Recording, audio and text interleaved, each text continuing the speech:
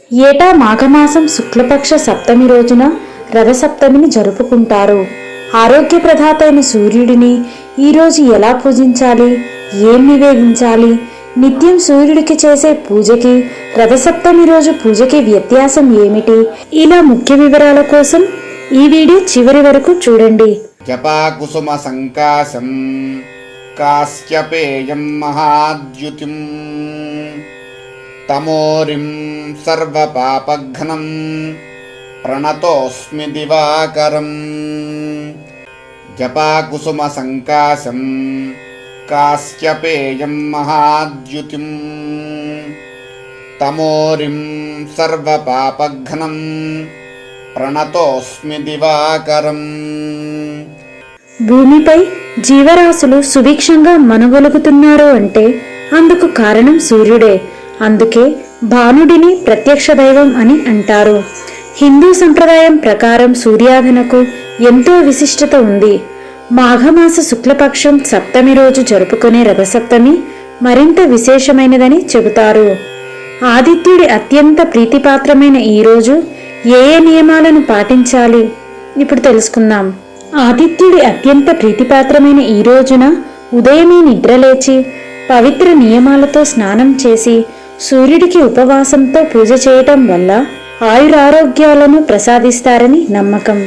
పూజ చేయడానికి సరైన సమయం ఉదయం 4:37 సప్తమి తిథి ప్రారంభమయ్యి 8వ తేదీ మంగళవారం ఉదయం 6:15 ముగుస్తుంది. రథసప్తమి నాడు స్నాన ముహూర్తం ఫిబ్రవరి 7 ఉదయం 5:24 నుండి 7:09 వరకు ఎంతో అనువైన సమయం అని పండితులు చెబుతున్నారు. జపాకుసుమ సంకాశం కాశ్యపేయం మహాద్యుతిం తమోరిం సర్వపాపఘ్నం ప్రణతోస్మి దివాకరం. జపాకుసుమ సంకాశం కాశ్యపేయం మహాద్యుతిం తమోరిం సర్వపాపఘ్నం ప్రణతోస్మి దివాకరం. సూర్యుడిని ఆరోగ్య ప్రదాతగా కొలుస్తారు. రథసప్తమి రోజున ప్రాతకాల సమయంలో గంగలో స్నానాలు, సూర్యోపాసనల వలన మృత్యుభయం పోతుందని విశ్వాసం. ఈరోజు నదీ తీరంలో స్నానం ఆచరించాలి. తల మీద 7 జిల్లేడు ఆకులను, రేగుపళ్లను ఉంచుకొని స్నానం చేయాలి. జిల్లేడు ఆకుని అర్కపత్రం అని అంటారు. సూర్యునికి అర్కహ అని పేరు. అందువలన సూర్యునికి జిల్లేడు అంటే ఎంతో ఇష్టం. 7 జిల్లేడు ఆకులు సప్తస్వములకు చిహ్నం. 7 జన్మల్లో చేసిన పాపాలు 7 రకాలైన వ్యాధులు నశింపజేస్తాయి అంటారు.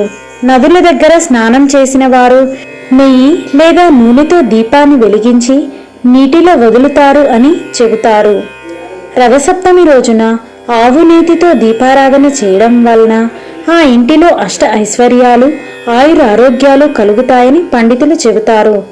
రథసప్తమి రోజు సూర్యకిరణాలు పడే చోట తూర్పు దిక్కున తులసికోట పక్కగా ఆవు పేడతో అలికి దానిపై పిండితో పద్మం వేసి పొయ్యి పెట్టి సంక్రాంతి రోజున పెట్టిన పిడకలు, గొబ్బెమ్మలతో పొయ్యి వెలిగించి దాని మీద పాలను పొంగిస్తారు. పొంగిన పాలల్లో కొత్త బియ్యం, బెల్లం, నెయ్యి, యాలకులు వేసిన పరమాన్నాన్ని తయారు చేస్తారు. తులసికోట ఎదురుగా చిక్కుడుకాయలతో రథం చేసి చిక్కుడాకులపై పరమాన్నం ఉంచి దేవుడికి నైవేద్యం సమర్పిస్తారు. జపాకుసుమ సంకాశం కాశ్యపేయం మహాద్యుతిం తమోరిం సర్వపాపఘ్నం ప్రణతోస్మి దివాకరం. జపాకుసుమ సంకాశం కాశ్యపేయం మహాద్యుతిం తమోరిం సర్వపాపఘ్నం ప్రణతోస్మి దివాకరం. రథసప్తమి రోజు సూర్యుడిని ఎరుపు రంగు పూలతో పూజిస్తే చాలా మంచిది. రథసప్తమి రోజు బంగారం, వెండి లేదా రాగితో సూర్యుడికి చిన్న రథం వేయించి అందులో ఎర్ర రంగు సూర్యుడిని విగ్రహాన్ని ప్రతిష్ఠించి పూజించి ఆ రథాన్ని పండితులకు దానం ఇస్తే మంచిది అని అంటారు. రథసప్తమి రోజు ఉపవాసం ఉండి దైవారాధనలోనే కాలం గడిపితే ప్రత్యక్ష దైవం సూర్యభగవానుని అనుగ్రహం పొందుతారని విశ్వాసం. ఈ రోజున ముత్తైదువులను తమ నోములకు వ్రతాలకు అంకురార్పణ చేస్తారు. చిత్రగుప్తుని నోము, ఉదయ కుంకుమ నోము, 16 పళ్ళ నోము, గ్రామ కుంకుమ నోములను ఈరోజు ప్రారంభిస్తారు. జపాకుసుమ సంకాశం కాశ్యపేయం మహాద్యుతిం తమోరిం సర్వపాపఘ్నం ప్రణతోస్మి దివాకరం. జపాకుసుమ సంకాశం కాశ్యపేయం మహాద్యుతిం తమోరిం సర్వపాపఘ్నం ప్రణతోస్మి దివాకరం. జపాకుసుమ సంకాశం కాశ్యపేయం మహాద్యుతిం తమోరిం సర్వపాపఘ్నం ప్రణతోస్మి దివాకరం. జపాకుసుమ సంకాశం కాశ్యపేయం మహాద్యుతిం తమోరిం సర్వపాపఘ్నం ప్రణతోస్మి దివాకరం. ఈరోజు ఏ పుణ్యకార్యం తలపెట్టినా విజయవంతంగా పూర్తవుతుందని నమ్మకం. సౌర కుటుంబంలో అన్ని ప్రాణులకు జీవనాధారం అయిన సూర్యుడిని ఈరోజు పూజిస్తే అప్పుల నుండి బాధలు, అనారోగ్యం, శత్రు బాధలు నశిస్తాయని చెబుతారు. ఓకే వ్యూయర్స్, ఈ వీడియో మీకు నచ్చినట్లయితే లైక్ చేయండి, షేర్ చేయండి, తప్పకుండా మా ఛానల్ని సబ్స్క్రైబ్ చేయండి.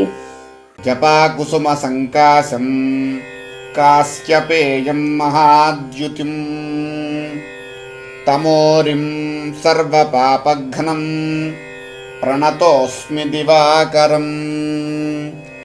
జపాకుసుమ సంకాశం కాశ్యపేయం మహాద్యుతిం తమోరిం సర్వపాపఘ్నం ప్రణతోస్మి దివాకరం. జపాకుసుమ సంకాశం కాశ్యపేయం మహాద్యుతిం తమోరిం సర్వపాపఘ్నం ప్రణతోస్మి దివాకరం. జపాకుసుమ సంకాశం కాశ్యపేయం మహాద్యుతిం తమోరిం సర్వపాపఘ్నం ప్రణతోస్మి దివాకరం. జపాకుసుమ సంకాశం కాశ్యపేయం మహాద్యుతిం తమోరిం సర్వపాపఘ్నం ప్రణతోస్మి దివాకరం. జపాకుసుమ సంకాశం కాశ్యపేయం మహాద్యుతిం తమోరిం సర్వపాపఘ్నం ప్రణతోస్మి దివాకరం. జపాకుసుమ సంకాశం కాశ్యపేయం మహాద్యుతిం తమోరిం సర్వపాపఘ్నం ప్రణతోస్మి దివాకరం.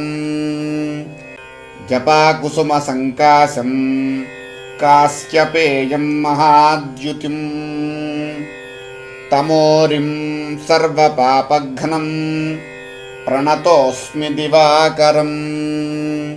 జపాకుసుమ సంకాశం కాశ్యపేయం మహాద్యుతిం తమోరిం సర్వపాపఘ్నం ప్రణతోస్మి దివాకరం. జపాకుసుమ సంకాశం కాశ్యపేయం మహాద్యుతిం తమోరిం సర్వపాపఘ్నం ప్రణతోస్మి దివాకరం. జపాకుసుమ సంకాశం కాశ్యపేయం మహాద్యుతిం తమోరిం సర్వపాపఘ్నం ప్రణతోస్మి దివాకరం. జపాకుసుమ సంకాశం కాశ్యపేయం మహాద్యుతిం తమోరిం సర్వపాపఘ్నం ప్రణతోస్మి దివాకరం. జపాకుసుమ సంకాశం కాశ్యపేయం మహాద్యుతిం तमोरिं सर्वपापघ्नं प्रणतोऽस्मि दिवाकरम् जपाकुसुमसङ्काशं कास्यपेयं महाद्युतिम् तमोरिं सर्वपापघ्नं प्रणतोऽस्मि दिवाकरम् जपाकुसुमसङ्काशं कास्यपेयं महाद्युतिम् तमोरिं सर्वपापघ्नं प्रणतोऽस्मि दिवाकरम् जपाकुसुमसङ्काशं कास्यपेयं महाद्युतिम् तमोरिं सर्वपापघ्नं प्रणतोऽस्मि दिवाकरम् जपाकुसुमसङ्काशं कास्यपेयं महाद्युतिम् तमोरिं सर्वपापघ्नं प्रणतोऽस्मि दिवाकरम् जपाकुसुमसङ्काशं कास्यपेयं महाद्युतिम् तमोरिं सर्वपापघ्नं प्रणतोऽस्मि दिवाकरम् जपाकुसुमसङ्काशं कास्यपेयं महाद्युतिम् तमोरिं सर्वपापघ्नं प्रणतोऽस्मि दिवाकरम् जपाकुसुमसङ्काशं कास्यपेयं महाद्युतिम् तमोरिं सर्वपापघ्नं प्रणतोऽस्मि दिवाकरम् जपाकुसुमसङ्काशं कास्यपेयं महाद्युतिम् तमोरिं सर्वपापघ्नं प्रणतोऽस्मि दिवाकरम् जपाकुसुमसङ्काशं कास्यपेयं महाद्युतिम् तमोरिं सर्वपापघ्नं प्रणतोऽस्मि दिवाकरम् जपाकुसुमसङ्काशं कास्यपेयं महाद्युतिम् तमोरिं सर्वपापघ्नं प्रणतोऽस्मि दिवाकरम् जपाकुसुमसङ्काशं कास्यपेयं महाद्युतिम् तमोरिं सर्वपापघ्नं प्रणतोऽस्मि दिवाकरम् जपाकुसुमसङ्काशं कास्यपेयं महाद्युतिम् तमोरिं सर्वपापघ्नं प्रणतोऽस्मि दिवाकरम् जपाकुसुमसङ्काशं कास्यपेयं महाद्युतिम् तमोरिं सर्वपापघ्नं प्रणतोऽस्मि दिवाकरम् जपाकुसुमसङ्काशं कास्यपेयं महाद्युतिम् तमोरिं सर्वपापघ्नं प्रणतोऽस्मि दिवाकरम् जपाकुसुमसङ्काशं कास्यपेयं महाद्युतिम् तमोरिं सर्वपापघ्नं प्रणतोऽस्मि दिवाकरम् जपाकुसुमसङ्काशं कास्यपेयं महाद्युतिम् तमोरिं सर्वपापघ्नं प्रणतोऽस्मि दिवाकरम् जपाकुसुमसङ्काशं कास्यपेयं महाद्युतिम् तमोरिं सर्वपापघ्नं प्रणतोऽस्मि दिवाकरम् जपाकुसुमसङ्काशं कास्यपेयं महाद्युतिम् तमोरिं सर्वपापघ्नं प्रणतोऽस्मि दिवाकरम् जपाकुसुमसङ्काशं कास्यपेयं महाद्युतिम् तमोरिं सर्वपापघ्नं प्रणतोऽस्मि दिवाकरम् जपाकुसुमसङ्काशं कास्यपेयं महाद्युतिम् तमोरिं सर्वपापघ्नं प्रणतोऽस्मि दिवाकरम् जपाकुसुमसङ्काशं कास्यपेयं महाद्युतिम् तमोरिं सर्वपापघ्नं प्रणतोऽस्मि दिवाकरम् जपाकुसुमसङ्काशं कास्यपेयं महाद्युतिम् तमोरिं सर्वपापघ्नं प्रणतोऽस्मि दिवाकरम् जपाकुसुमसङ्काशं कास्यपेयं महाद्युतिम् तमोरिं सर्वपापघ्नं प्रणतोऽस्मि दिवाकरम् जपाकुसुमसङ्काशं कास्यपेयं महाद्युतिम् तमोरिं सर्वपापघ्नं प्रणतोऽस्मि दिवाकरम् जपाकुसुमसङ्काशं कास्यपेयं महाद्युतिम् तमोरिं सर्वपापघ्नं प्रणतोऽस्मि दिवाकरम् जपाकुसुमसङ्काशं कास्यपेयं महाद्युतिम् तमोरिं सर्वपापघ्नं प्रणतोऽस्मि दिवाकरम् जपाकुसुमसङ्काशं कास्यपेयं महाद्युतिम् तमोरिं सर्वपापघ्नं प्रणतोऽस्मि दिवाकरम् जपाकुसुमसङ्काशं कास्यपेयं महाद्युतिम् तमोरिं सर्वपापघ्नं प्रणतोऽस्मि दिवाकरम् जपाकुसुमसङ्काशं कास्यपेयं महाद्युतिम् तमोरिं सर्वपापघ्नं प्रणतोऽस्मि दिवाकरम् जपाकुसुमसङ्काशं कास्यपेयं महाद्युतिम् तमोरिं सर्वपापघ्नं प्रणतोऽस्मि दिवाकरम् जपाकुसुमसङ्काशं कास्यपेयं महाद्युतिम् तमोरिं सर्वपापघ्नं प्रणतोऽस्मि दिवाकरम् जपाकुसुमसङ्काशं कास्यपेयं महाद्युतिम्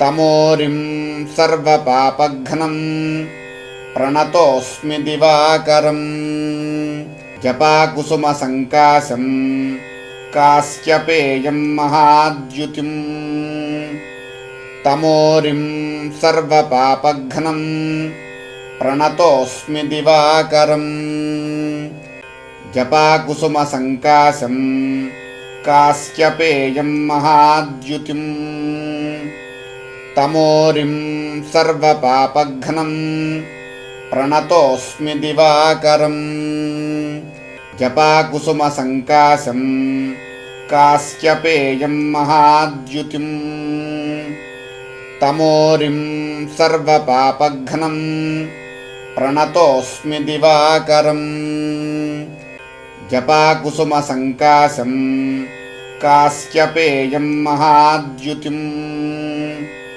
तमोरिं सर्वपापघ्नं प्रणतोऽस्मि दिवाकरम् जपाकुसुमसङ्काशं कास्यपेयं महाद्युतिम् तमोरिं सर्वपापघ्नं प्रणतोऽस्मि दिवाकरम् जपाकुसुमसङ्काशं कास्यपेयं महाद्युतिम् तमोरिं सर्वपापघ्नं प्रणतोऽस्मि दिवाकरम् जपाकुसुमसङ्काशं कास्यपेयं महाद्युतिम् तमोरिं सर्वपापघ्नं प्रणतोऽस्मि दिवाकरम् जपाकुसुमसङ्काशं कास्यपेयं महाद्युतिम्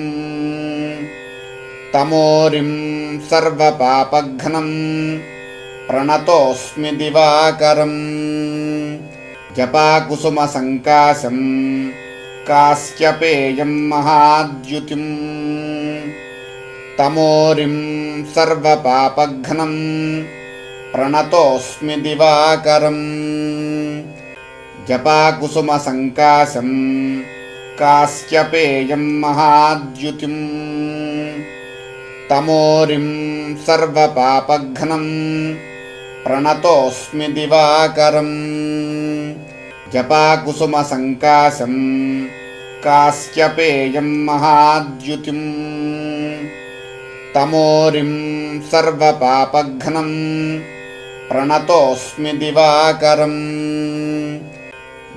जपाकुसुमसङ्काशं कास्यपेयं महाद्युतिम् तमोरिं सर्वपापघ्नं जपाकुसुमसङ्काशं कास्यपेयं महाद्युतिम् तमोरिं सर्वपापघ्नं प्रणतोऽस्मि दिवाकरम्